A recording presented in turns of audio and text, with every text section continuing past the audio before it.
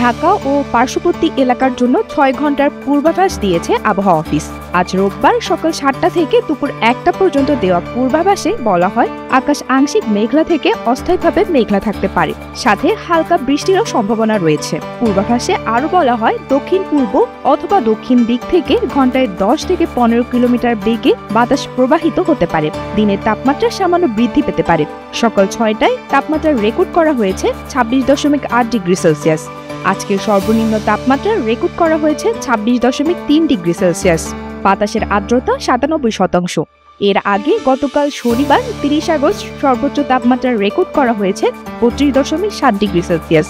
গত ২৪ ঘন্টায় বৃষ্টিপাতের পরিমাণ ২২ মিলিমিটার। রাবিতা খন্দকার, এনটিভি অনলাইন।